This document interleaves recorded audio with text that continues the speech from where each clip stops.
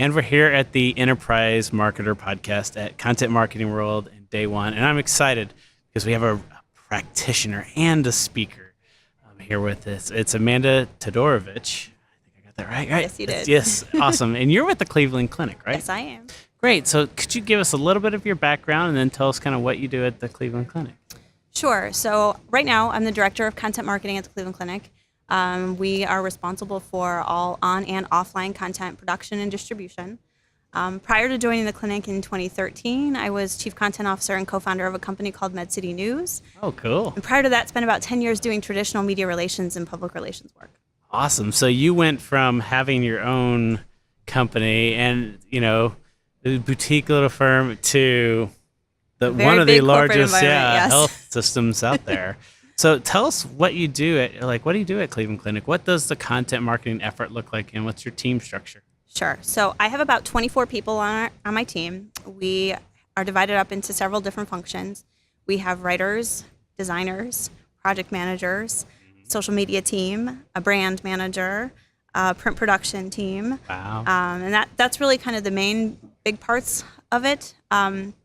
We really are responsible for content creation from start to finish, as well as the distribution. So things like social media, as well as email marketing. Okay. We have a core group of people really working on that and getting into marketing automation. And we ultimately are responsible for setting the brand standard for design and editorial as well. So defining the brand voice with content. Cool. And maintaining a website called On Brand that shares all of that standard information as well. When you guys are producing content, what are some of the deliverables? Are they? Is it print? Is it, you mentioned email? Is it web? All of everything? the above. Wow. We do still do a lot of print. Mm-hmm. We're responsible for several publications. We do about 50 a year that are print. We also support 2 separate WordPress blogs. So we have a consumer-facing blog called Health Essentials, and we have a physician-facing blog called Consult QD. Okay. We also have another WordPress site that we partner with our corporate communications team to run, which is our new online newsroom. Nice. And then we also run, like I said, the On Brand website. So from corporate communications in the newsroom, it's reaching media with mm-hmm. that, and then you've got reaching your internal physicians or your referring physicians kind of network?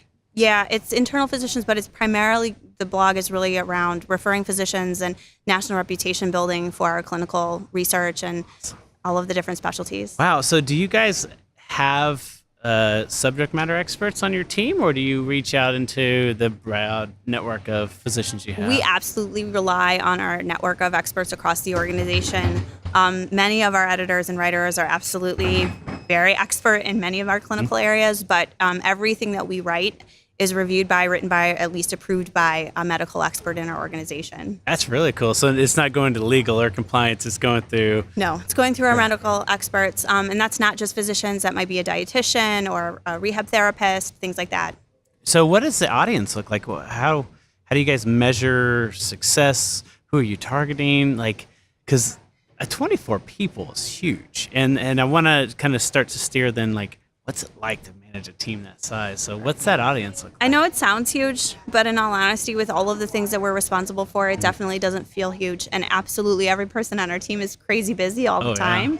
Yeah. On the consumer blog, we're generating about 4 million visits a month, which makes us the #1 most visited hospital blog in the country. Yeah. We're extremely proud of that. We're publishing 3 to 5 blog posts a day on that blog, which it's all original all the time. We're not aggregating others' content at all. Yeah, there's no health library or anything like that. And then on the physician blog, we're doing almost the same amount, typically 2, 3, 4 posts a day from different specialties there.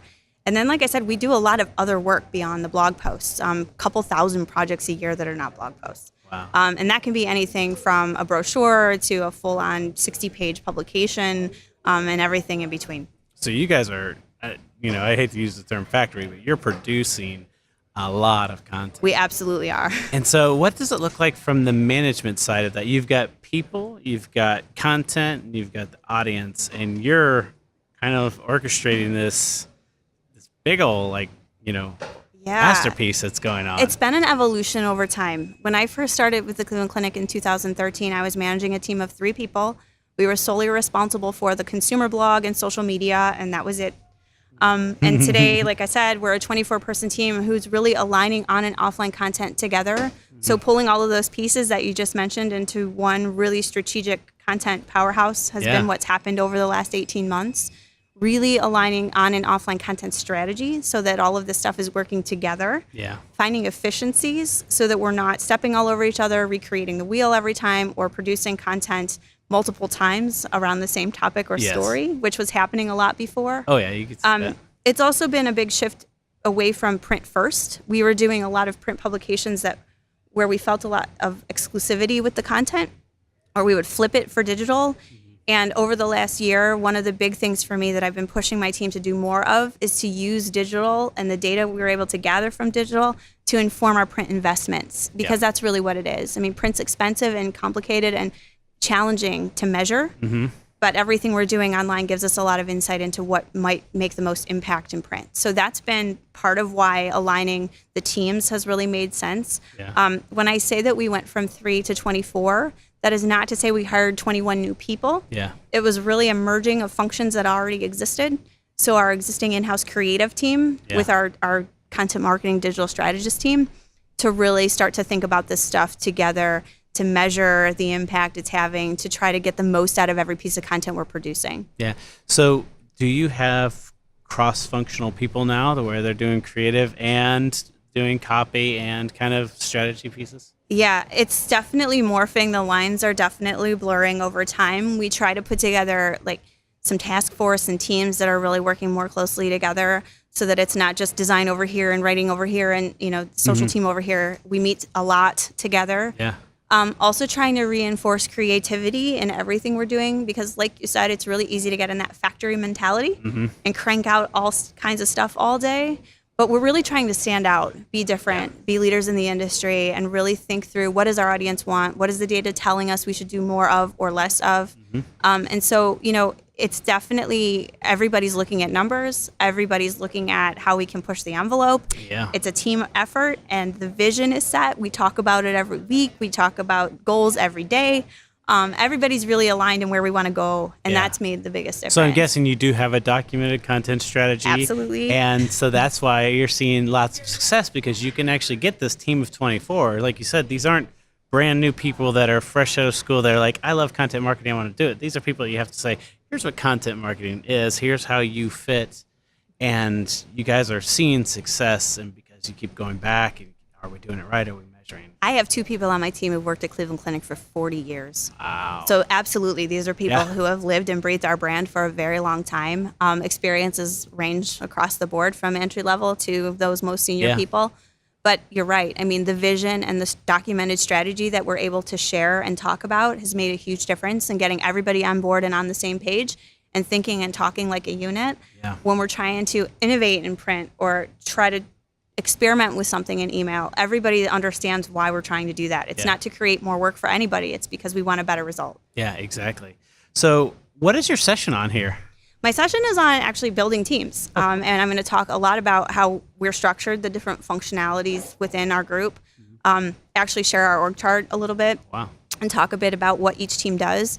The other thing that it does is share the overlap, because it's not to say that there's one person who's only a writer or only a designer. You see actually where there is dual roles and functionality and where there's overlap. And also talking a bit about what kind of success we've seen with this structure, and a little bit of how we've gotten to that point today.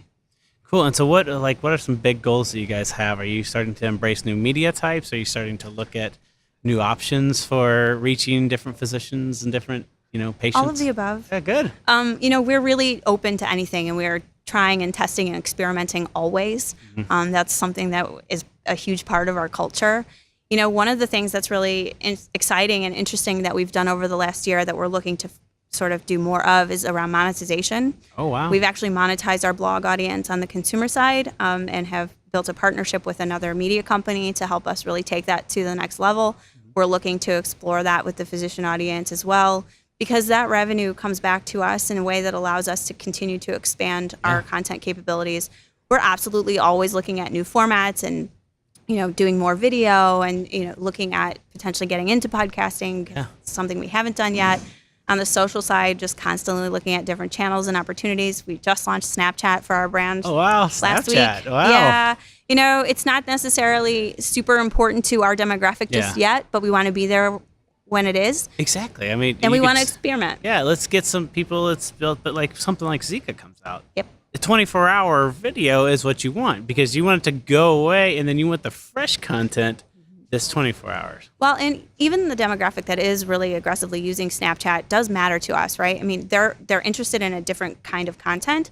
They're wanting, wellness, prevention, fitness related things. A lot of them are into food and cooking, and we do a lot of that content already. It's just repackaging it and finding the message that makes the most sense, because all the other platforms that we're really active on are reaching an older population, because that's who's most interested in health information on a day-to-day basis, Absolutely. right? They're juggling a lot of conditions, taking care of themselves, their house, their spouses, their kids. Yeah. So it's different for us, and it gives us an opportunity to try some things we probably wouldn't in other channels. Yeah, I know we have a lot of younger employees, and sometimes they don't understand like the benefits that they have and what the options are and what they can do. And it's like, you guys should use this. It's something that's very effective. But so when you kind of go back, what does your day look like? Because I can imagine it's like is it meeting, or are you a part of the creation team? Every day is a different story. Different parts of our team meet at different frequencies with me, as well as separately on their own. The blog team meets every morning, just like a newsroom would. They huddle around and talk about what's going on. There's also a daily call with our corporate communications team to understand what's going on in the news and what spokespeople we have talking out there. I try to poke into those every once in a while. I do a weekly stand-up meeting with each work unit. So I meet with the designers on a weekly basis, the writers, and then the social team, and each of the project managers have a one-on-one with me. I'm in a lot of meetings, yes, but most of the scheduled meetings that I'm running around to are with other parts of our organization who either want our support or are interested in learning more about what we do or how to partner with us. For example, we're starting to do a lot more work outside of marketing. So with HR, with our Leadership Institute, with our executive administration team, just really trying to find ways to offer support, create great content no matter who the audience is, and juggle all of the different priorities my team has. Yeah. So do you see you guys scaling into the different branches and actually having physicians and practitioners and to be content teams and have their own backlogs? And We could. Right now, they really rely on us for the content creation piece of it. Some of our physicians like to write, and they will write things and send them to us. Even we do have some publications that are solely physician written. We still edit them. We still touch everything. Yeah. And, we really try to work with them to get them to understand the different audiences, the different channels that we have in place and what they're for. Because it's really easy to turn any channel into a dumping ground if you're not smart. That's where that documented strategy really comes into play. It helps you say no. Yeah. But, now it's kind of crazy. We've got a lot of the physicians actually asking us how they can get involved, wanting to be on the blog, wanting to contribute to our physician blog, weighing in on the research and the studies that are coming out and wanting to share a point of view, which is really exciting. It's definitely helped us continue to push and grow our audience too, because, we never run out of ideas. We get them from everywhere across our organization, which is really exciting.